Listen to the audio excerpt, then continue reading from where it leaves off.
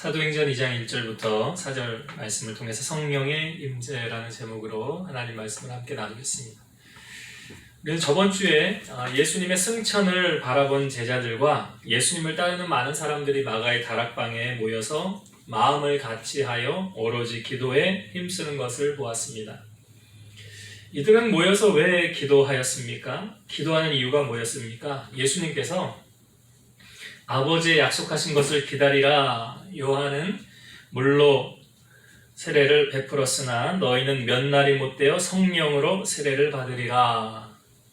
그러니까 성령 받기 위해 저들이 기도하지 않았는가? 예수님의 마지막 유언의 말씀이 오직 성령이 너희에게 임하시면 너희가 권능을 받고 예루살렘과 온 유대와 사마리아 땅끝까지 이르러 내 증인이 되리라. 예수님을 사역하시면서 성령님에 대해 우리 언급하신 적이 있습니다. 요한복음 14장 26절 보혜사 곧 아버지께서 내 이름으로 보내실 성령 그가 너희에게 모든 것을 가르치고 내가 너희에게 말한 모든 것을 생각나게 하리라. 여기서 말하는 이 보혜사 헬라어로 파라클레토스라는 뜻인데요. 이는 도움을 베풀기 위해 곁으로 부름을 받은 자. 그러니까 우리를 도와주기 위해서 주님께서 친히 아버지 되시는 하나님 아버지가 우리를 위해서 보내주실 것이다.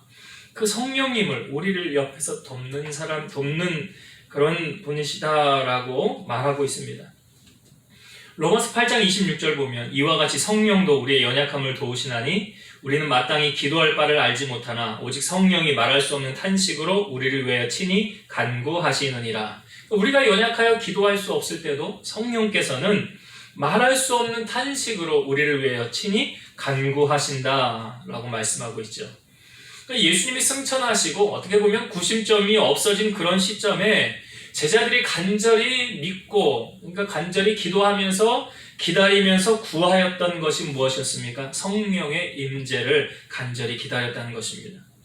마가의 다락방에 모여서 예수님이 부활하시고 이 땅에 40일 계셨죠. 40일을 계시고 하늘로 가신 다음에 오늘 오순절날이 이름에 이렇게 성경에 우리에게 보여지고 있습니다. 그러니까 오순절이라는 것은 예수님께서 부활하신 후 50일째 되는 날, 이때 어떤 일이 벌어졌습니까? 오늘 본문의 말씀에 2절부터 4절의 말씀을 제가 다시 한번 볼게요. 호련히 하늘로부터 급하고 강한 바람 같은 소리가 있어 그들이 앉은 온 집에 가득하며 마치 불의 혀처럼 갈라지는 것들이 그들에게 보여 각 사람 위에 하나씩 임하여 있더니 그들이 다 성령의 충만함을 받고 성령이 말하게 하심을 따라 다른 언어들로 말하기를 시작하니라. 여기 하늘로부터 급하고 강한 바람 같은 소리가 있었대요. 그 온 집에 가득했대요. 이게 성령께서 지금 임재하는 현상을 우리에게 보여주는 것이죠.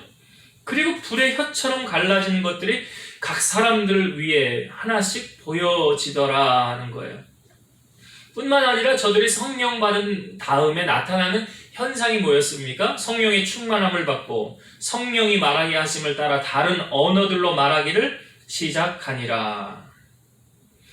그러니까 각 나라 방언, 그러니까 성령의 은사 가운데 우리가 성령께서 우리에게 임하시면 여러 가지 은사가 있어요. 성경에 소개하고 있죠. 말씀의 은사, 지혜와 지식의 은사, 신유의 은사, 능력 행함의 은사, 믿음도 은사라, 사랑도 은사라, 여러 가지가 있는데 그 중에 예언함이 있고, 그다음에 특별히 우리에게 보여지는 오늘 말씀에 보여지는 방언하는 것이 있고요. 또 방언을 통변하는 것도 하나는 성령께서 우리에게 주신 은사입니다. 근데 지금 이 성령이 임함과 동시에 나타나는 현상이 저들이 방언을 하기 시작하였더라. 그러니까 성령께서 분명히 마가의 다락방에 임재하였다라는 것을 우리에게 확증시켜주는 사건입니다. 성령의 임재는 구원과 연관이 있을까요? 없을까요? 우리가 교회를 다니는 가장 큰 이유는 무엇입니까? 구원받기 위함이죠. 천국 가기 위해서 다니는 것입니다. 예수님께서 한 니고데모라는 사람과 대화를 할 때에 이 니고데모와 예수님과의 대화를 통해서 예수님의 대화 가운데 성령님의 임재가 참으로 중요하다는 것, 성령의 그 임함이 임하지 않으면 우리가 구원하고도 얻을 수 없다 정도로 주님께서 이렇게 강력하신 말씀이 있는데, 이 대화의 내용은 이렇습니다. 니고데모가 먼저 말하는 거예요. 라삐여, 우리가 당신은 하나님께로부터 오신 선생인 줄 아나이다. 하나님이 함께 하시지 아니하시면 당신이 행하시는 이 표적을 아무도 할 수 없습니다. 예수님이 이렇게 그에 대한 대답을 하십니다. 진실로 진실로 내게 이르노니 사람이 거듭나지 아니하면 하나님의 나라를 볼 수 없느니라. 예수님은 거듭나야 하나님의 나라를 볼 수 있다라고 말하니까 니고데모가 하는 말이, 사람이 늙으면 어떻게 날 수 있사옵니까? 두 번째 모태에 들어갔다가 날 수 있사옵니까? 그러니까 예수님의 이 거듭남에 대한 이 진리를 니고데모가 잘 이해하지 못했던 거죠. 예수님이 그 다음에 이렇게 말씀하셨어요. 진실로 진실로 내게 이르노니 사람이 물과 성령으로 나지 아니하면 하나님의 나라에 들어갈 수 없느니라. 예수님께서 물과 성령으로 나지 아니하면 하나님의 나라 천국에 갈 수 없다라고 말씀하고 있어요.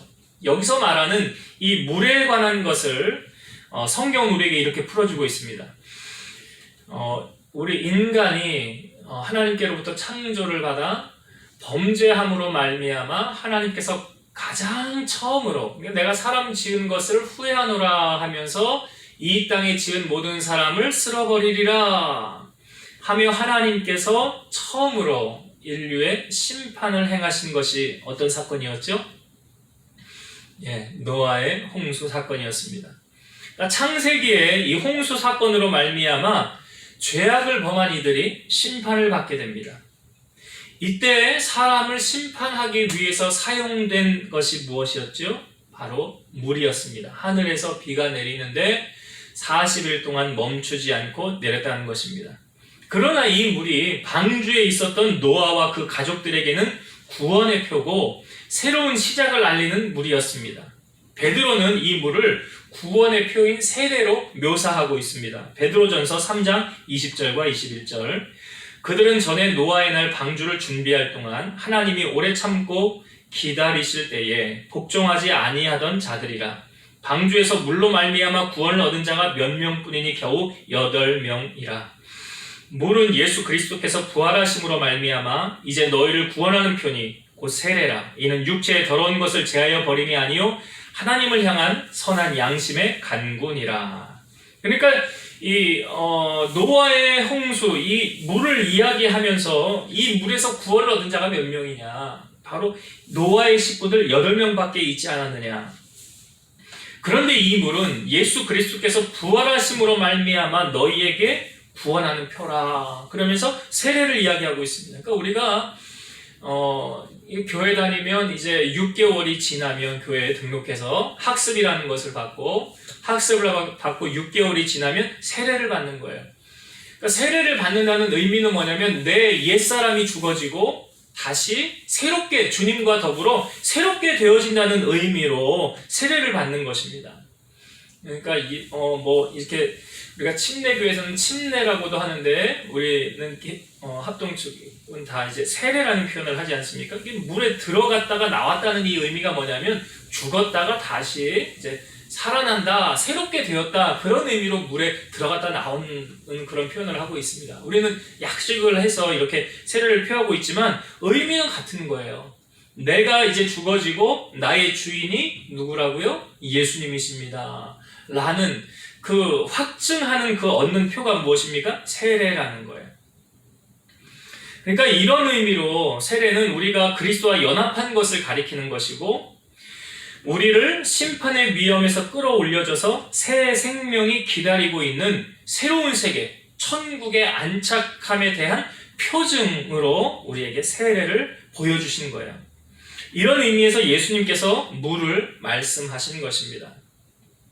그러니까 이 물에 대한 의미를 먼저 우리가 좀 확실하게 좀 알았으면 좋겠어요. 예수님이 말씀하신 것처럼 물과 성령으로 나지 아니하면 하나님 나라에 갈 수 없느니라. 그러니까 이 물은 노아 시대에 구원을 얻었던, 믿지 않았던 사람들은 다 어떻게 됐습니까? 물에 수장되어서 다 죽었지요. 그러나 노아의 식구들은 그 물에서 건짐을 받게 돼요.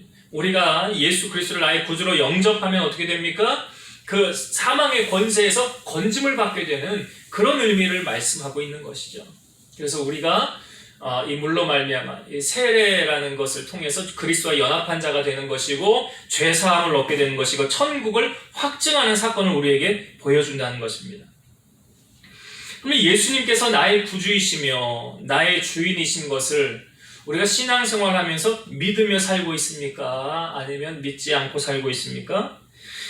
요한복음 1장 12절 보면 영접하는 자 곧 그 이름을 믿는 자들에게는 하나님의 자녀가 되는 권세를 주셨으니, 이 말씀을 조금 쉽게 좀 풀면 이거죠. 영접하는 자, 누구를 영접해요? 예수님을. 그러니까 예수님을 영접하는 표현이 뭐냐면 주님이 나의 구주가 되십니다, 이런 의미예요.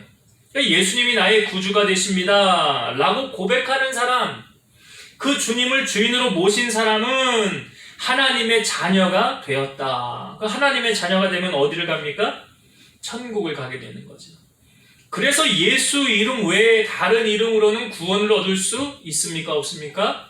없습니다. 오직 구원을 얻을 만한 다른 이름을 우리에게 주신 일이 없고, 예수님께서도 내가 곧 길이요 진리요 생명이니 나로 말미암지 않고는 아버지께로 갈 수 없느니라, 그 아버지가 계신 그곳이 어디예요? 천국이잖아요. 그러니까 주님 왜 그렇습니까? 예수님의 그 보혈의 공로, 죄사함이 아니고는 우리는 천국 갈 수 없다. 착한 일 많이 한다고 천국 간다? 아니죠.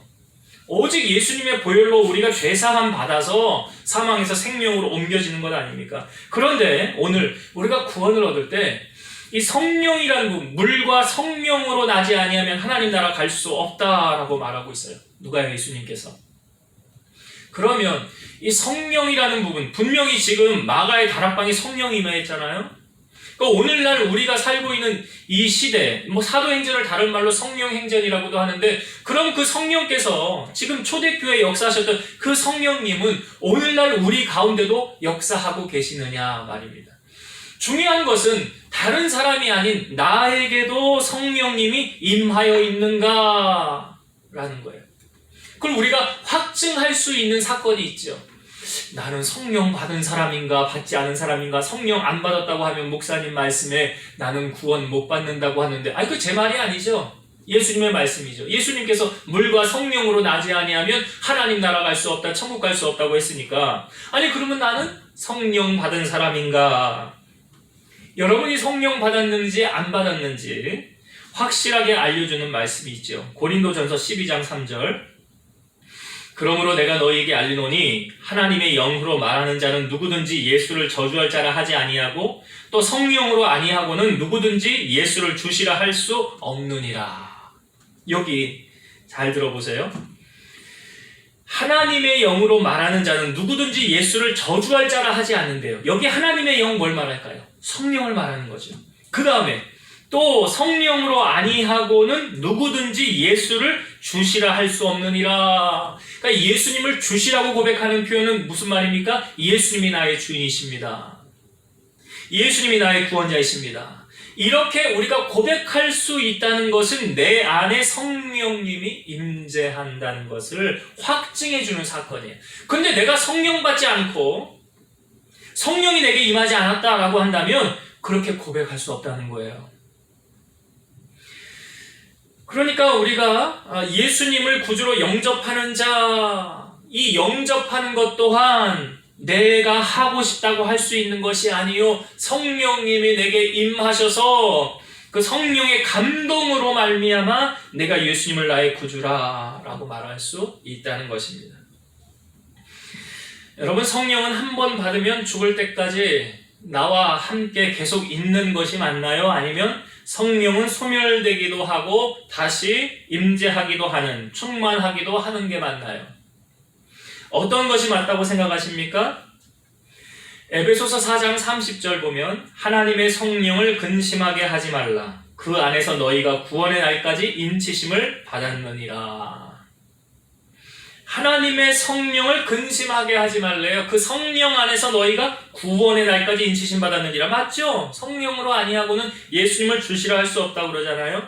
에베소서 5장 18절 술 취하지 말라. 이는 방탕한 것이니 오직 성령으로 충만함을 받으라.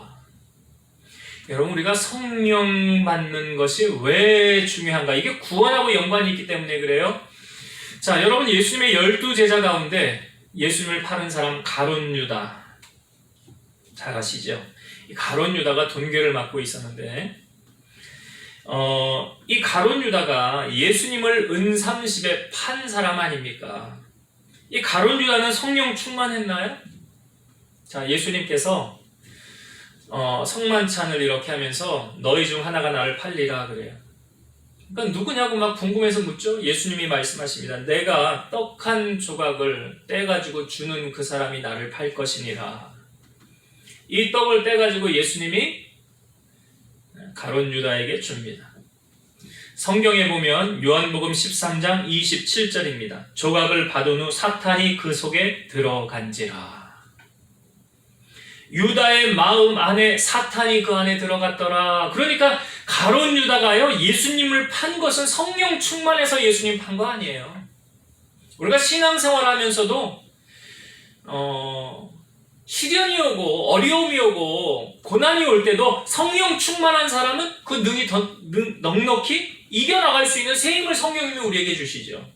하나님의 능력에 의지해서 우리는 그것을 능히 감당하며 나아갈 수 있다는 거예요. 이길 수 있다는 거예요. 그런데 문제는 성령 충만하지 않으면 가룟 유다와 같이 사탄이 틈타서 내 안에 역사하면 어떻게 될까요?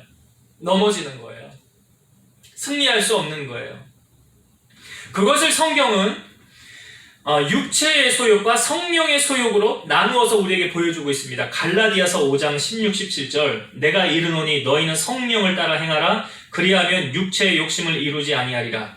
육체의 소욕은 성령을 거스리고 성령은 육체를 거스리나니 이 둘이 서로 대적함으로 너희가 원하는 것을 하지 못하게 하려 함이니라.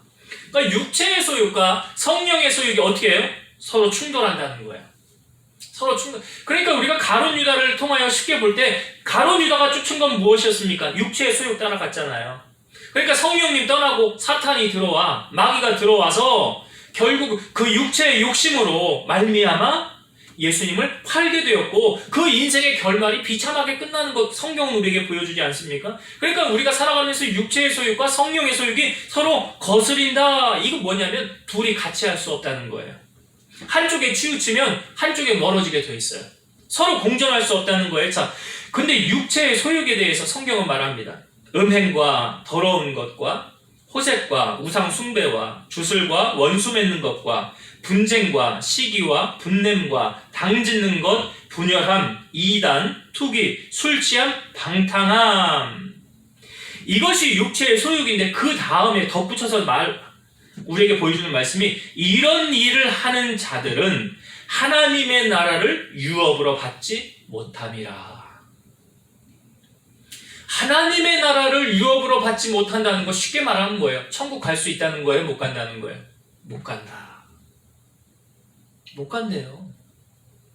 그러니까 육체의 소욕에 있는 사람이 성령 충만합니까? 그렇지 않다는 거예요. 그러니까 성령 충만하면 육체의 소욕을 어떻게 해요? 멀리하죠. 이런 더러운 거, 주님이 기뻐하지 않는 거, 당짓는 거, 편가르는 거, 분열하는 거, 술 취함과 방탕함과 음란함과 호색, 이런 우상 숭배, 이런 것들이 다 육체의 소욕이에요. 이런 것을 따르는 사람들은 하나님의 나라에 들어갈 수 없느니라. 갈라디아서 5장 25절 26절 만일 우리가 성령으로 살면 또한 성령으로 행할지니 헛된 영광을 구하여 서로 노엽게 하거나 서로 투기하지 말지니라. 그러니까 성령 충만한 사람 가운데 다툼이나 허영이 있을 수 있습니까? 없습니까?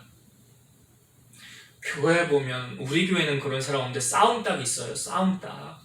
틈만 나면 시비 걸고 와가지고 싸우려고 하는 사람들이, 이 사람 성령 충만한 사람입니까? 아니에요. 성령 충만한 사람은 그러지 않아요. 성령 충만한 사람은 나보다 남을 더 낮게 여긴대요. 자기가 부족함을 한대요. 겸손하대요. 낮아진대요. 그러니까 이게 성령 충만한 사람이에요. 근데 성령 충만함이 없는 사람은 그런데요. 문제를 일으키는 거예요. 그러니까 우리가 성령으로 살면 어떻게? 성령으로 행할지라.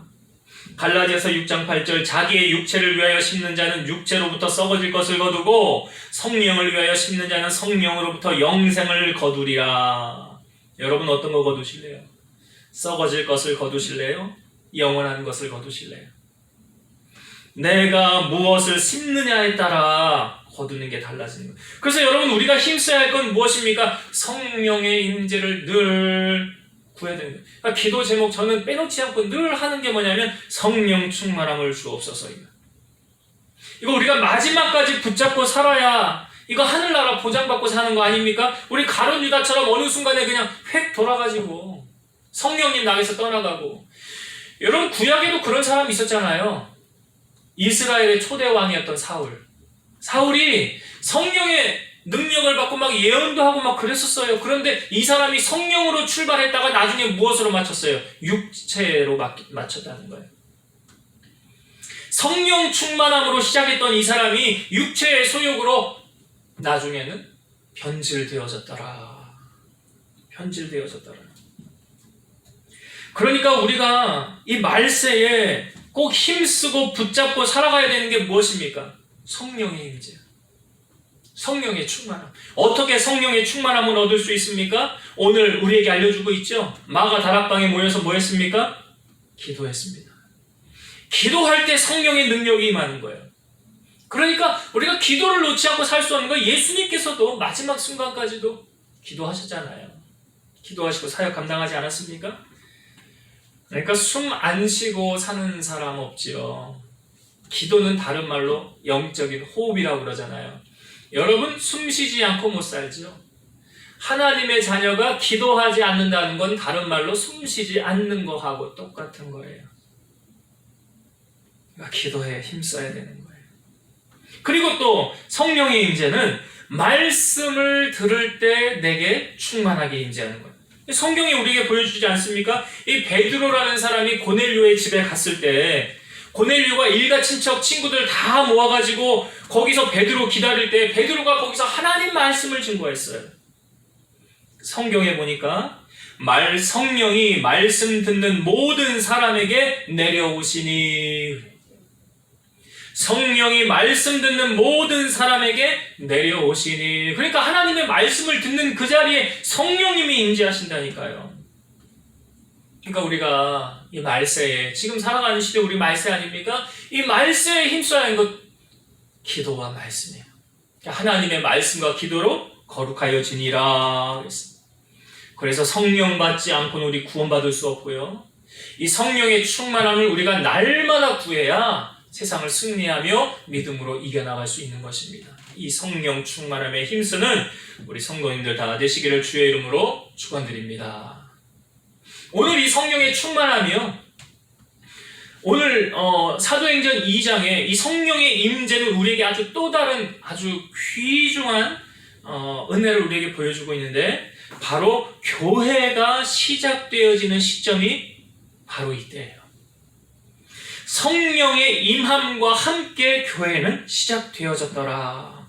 이 교회를 헬라어로 에클레시아라고 하는데, 이 뜻은 밖에서 불러 모으다 라는 뜻이에요. 에클레시아, 밖에서 불러 모으다. 그러니까 죄악 세상에서 불러 모아진 성별된 자들의 모임이라. 예수님을 주로 고백하는 성도들의 모임이라. 그러니까 교회에 모이는 사람들은 다 하나님의 부르심이 없이는 우리가 이곳에 올 수 없는 거죠. 하나님 불러주지 않으면 올 수 없는 거예요. 에베소서 1장 4절과 5절, 곧 창세전에 그리스도 안에서 우리를 택하사 우리로 사랑 안에서 그 앞에 거룩하고 흠이 없게 하시려고 그 기쁘신 뜻대로 우리를 예정하사 예수 그리스도로 말미암아 자기의 아들들이 되게 하셨으니. 여기 말씀해 보면 창세전에 그리스도 안에서 우리를 택하셨다. 누가 택한 거예요? 하나님 아버지가. 하나님이 우리를 택하셨대요. 그 기쁘신 뜻대로 우리를 예정하사 예수 그리스도로 하나님의 아들들이 되게 하셨다. 예정하사. 그러니까 하나님이 택하시고 하나님이 예정하셔서 우리를 불러주었는데, 그 불러 모인 사람들, 그 하나님의 자녀들이 모인 그곳이 어디라고요? 교회다. 교회다. 구원받은 하나님의 백성들이 모여 하나님을 찬송하고 기도하고 예배하는 곳, 그것이 바로 교회라는 것입니다. 그 교회의 시작이 바로 성령의 임재와 함께 시작되어졌더라. 여러분, 교회의 머리는 누구십니까? 예수 그리스도시죠? 예수 그리스도예요. 예수님께서 빌립보 가이사라 지방에서 제자들에게 물었어요. 사람들이 나를 누구라 하느냐? 또 제자들이 이렇게 말하죠. 더러는 세례 요한이라고도 하고요, 엘리야라고도 하고요, 예레미야나 선지자 중에 하나라고도 합니다. 그랬더니 예수님이 그럼 너희들은 나를 누구라 하느냐? 그때 시몬 베드로가 이렇게 말하죠. 주는 그리스도시요 살아계신 하나님의 아들이십니다. 예수님이 시몬을 향하여 바요나 시몬아 내가 복되도다. 이를 내게 알게 하니는 혈육이 아니요 하늘에 계신 내 아버지시니라. 그 다음에 주님이 하신 말씀이 이거예요. 또 내가 내게 이르노니 너는 베드로라. 내가 이 반석 위에 내 교회를 세우리니 음부의 권세가 이기지 못하리라. 그러니까 베드로의 신앙 고백 위에 그 다음에 주님이 하신 말씀이 반석 위에 누구 교회를 세운대요? 내 교회. 내 교회. 주님의 교회. 여러분, 주님의 교회는 결국 승리하게 되어 있죠. 왜 그렇습니까? 예수님이 주인 되었으니까. 예수님이 세상을 이기셨으니까. 세상을 이기신 그분께서 내가 세상 끝날까지 너희와 항상 함께 하리라. 그 주님께서 세상을 승리하시고 우리와 함께 하신다고 말씀하셨잖아요. 예수님이 부활하시고 40일을 계시면서 강조하신 것이 무엇이었습니까? 하나님 나라의 일을 말씀하시니라 그랬죠. 하나님 나라의 일. 그러니까 그것도 말씀을 나누었어요. 마태복음 12장 28절 그러나 내가 하나님의 성령을 힘입어 귀신을 쫓아내는 것이면 하나님의 나라가 이미 너희에게 임하였느니라. 성령을 통하여 귀신을 쫓아내면 하나님의 나라가 이미 이곳에 이 땅 가운데 임하였느니라. 즉 성령의 임재를 통해서 하나님의 나라가 임하였다는 것입니다. 그 하나님의 나라가 교회를 통하여 이루어지며 확장되어지는 것. 그러니까 이 말세에 하나님께서 이 땅의 소망을 어디에 두실까요? 교회에 두시겠죠. 교회에 두시겠죠. 하나님의 일을 이루어가는 곳이 어디입니까? 교회 아닙니까? 그래서 교회는 세상과 타협하여 나아가는 곳이 아니라 구별받은 하나님의 자녀들이 모이는 곳이기 때문에 교회를 통해서 우리가 은혜를 받고 교회를 통해서 능력을 받고 우리가 세상 속에서 믿음으로 승리하는 새 힘을 공급받는 곳이 어디입니까? 이 교회예요. 교회를 사랑하는 것은 바로 하나님을 사랑하는 거예요. 예수님이 말씀하시잖아요. 내 아버지의 집은 기도하는 집이니라. 주님께서 예루살렘 성에 입성하셨을 때도 가장 먼저 가셨던 곳이 어디예요? 성전이잖아요. 거기 다 장사하는 사람들 내쫓고 주님이 하신 말씀이고 내 아버지의 집을 장사하는 집 만들지 말라. 내 아버지의 집은 기도하는 집이니라. 여러분, 교회의 시작이 바로 오늘 초대교회 성령의 임함과 더불어 교회가 시작되셨다. 다른 말로요, 교회 안에 성령님의 역사가 나타나지 않으면 그 교회는 생명력이 없는 교회예요. 그래서 교회는 사람 냄새가 나면 안 돼요. 교회는 하나님이 기뻐하시는 것을 이루어드리는, 하나님 뜻이 이루어지는 교회가 되어야 되는 거예요.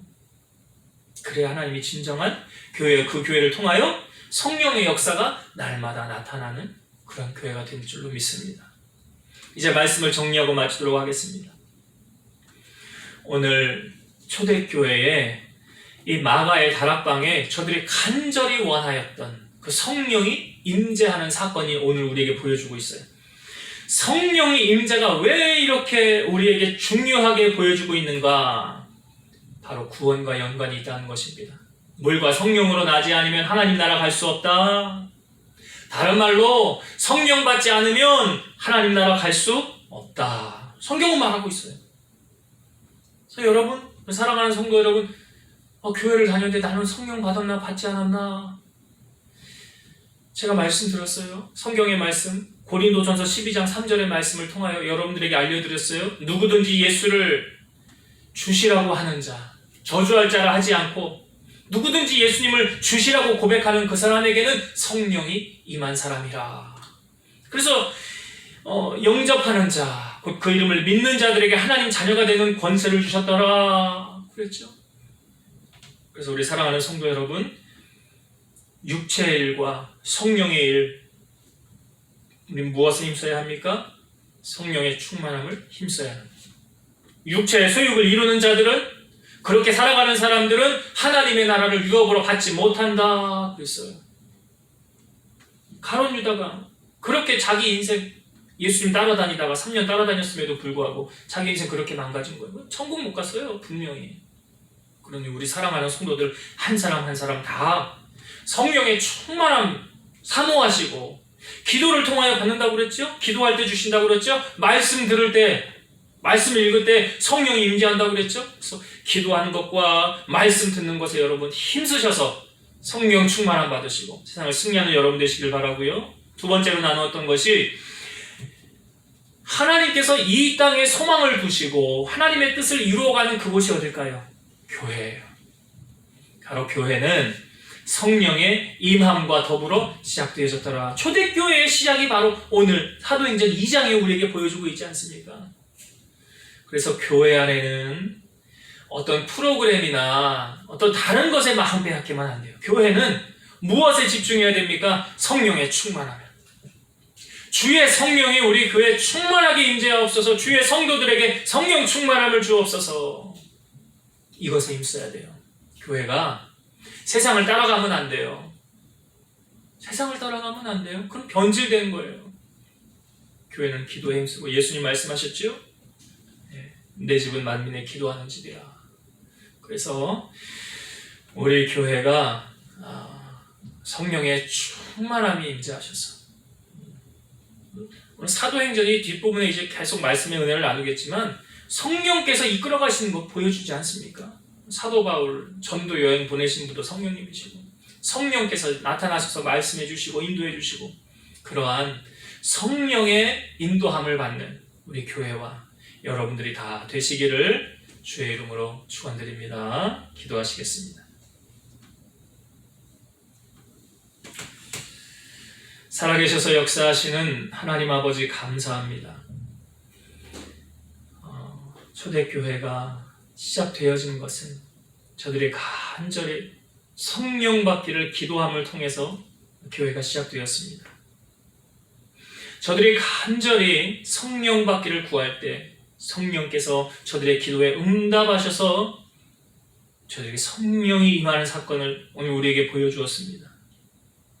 또한 하나님의 말씀을 우리가 가까이 하고 말씀을 들을 때 성령께서 이 말씀 듣는 모든 자들에게 임재한다는 것을 우리에게 알려주셨사오니, 우리 사랑하는 성도들이 이 세상에 썩어질 육체의 소욕을 따라 행하는 것이 아니라 성령을 따라 행함으로 말미암아 영원한 영생을 거두며 살아가는 우리 성도들이 다 되게 하여 주옵소서. 교회에는 성령의 임함과 더불어 시작되었습니다. 세상으로부터 부름을 받은 하나님의 백성들이 모인 곳이 바로 교회였습니다. 주님, 우리 함께 비전교회 안에 성령님 날마다 충만하게 임재하여 주시길 원합니다. 그래서 성령의 뜻을 분별하게